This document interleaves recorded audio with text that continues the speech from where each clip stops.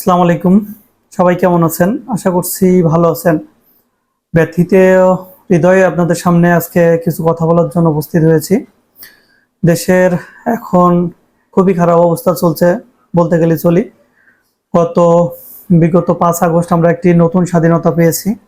স্বাধীনতার পরপরই দেশটাকে গোছানোর জন্য আমাদের যে উপদেষ্টা মণ্ডলী শপথ গ্রহণ করছে, তারা দেশটাকে গোছাবে। এর মাধ্যমে অনাকাঙ্ক্ষিতভাবে একটা বন্যা চলে আসে আমাদের দেশের নোয়াখালীর অঞ্চলে বা পার্বত্য অঞ্চলগুলোতে। তো এই বানভাসী মানুষের জন্য আপনাদের সহযোগিতা, সাহায্য আমাদের একান্তই কাম্য। আমি আমরা ঝিনাইদহ জেলাতে বসবাস করছি। আমাদের এই অঞ্চলে তেমন কোনো প্রাকৃতিক দুর্যোগ হয় না, আর যাদের অঞ্চলে হয় তারা বুঝতে পারে পরিবেশটা কেমন। যার দুতলা তিনতলা বাড়ি ছিল বা যার দোতলা বাড়ি ছিল, এখন সবাই সমান লেভেলে। আল্লাহ তাআলা কি না করতে পারে একটু দেখেন তো। তো আজকে আমি আপনি ভালো আছি, আমাদের অবস্থা এমন হবে না এর কোনো গ্যারান্টি নাই। তো আসুন সকলে এই বানভাসী মানুষের জন্য কিছু একটা করি।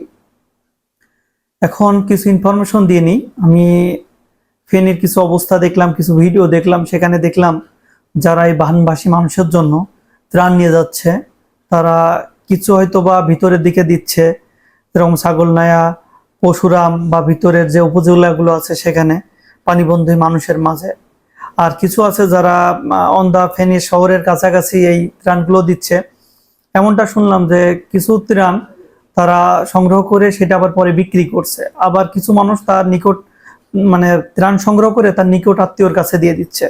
তো যারা আপনারা এই ত্রাণ দিতে যাচ্ছেন তাদেরকে বিশেষ করে অনুরোধ করি আপনারা একটু ভিতরের দিকে যান।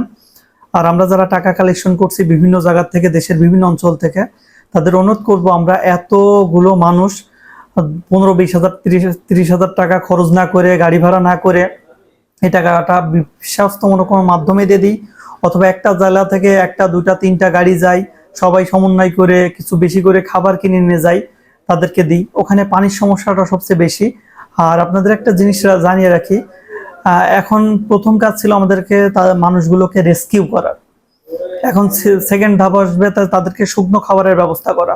তারপরে কি হবে, মানুষ এই যে পানির কথা বললাম, এই পানি না পেয়ে, বিশুদ্ধ পানি না পেয়ে তারা ওই পানি পান করবে। এর ক্ষেত্রে কিছু রোগ দেখা দিতে পারবে, যেরকম ডায়রিয়া, কলেরিয়া, এই রোগগুলো হবে।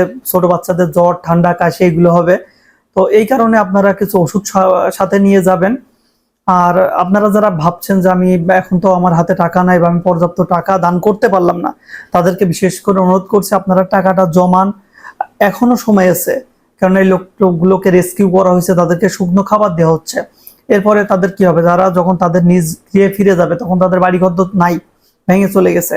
তাদের জন্য বাড়ি ঘরদোর করার ব্যবস্থা করতে হবে। তাদের যে পুনর্বাসন, এই কাজটা খুব চ্যালেঞ্জিং হয়ে যাবে এবং অনেক টাকা পয়সা লাগবে। আপনারা তখন দান করেন এবং যে যার অবস্থান থেকে নিজ কাছ থেকে যতটুকু পারেন এখনো দান করেন, এবং বিশ্বাস্ত, বারবার বলছি, বিশ্বাস্ত মাধ্যমে দেন। আর আমি আশাবাদী এইটুকুই যে এই পরিবেশে অন্তত পক্ষে কেউ একটি টাকা মেরে খাবে না, আপনারা আমার টাকা মেরে খাবেন না।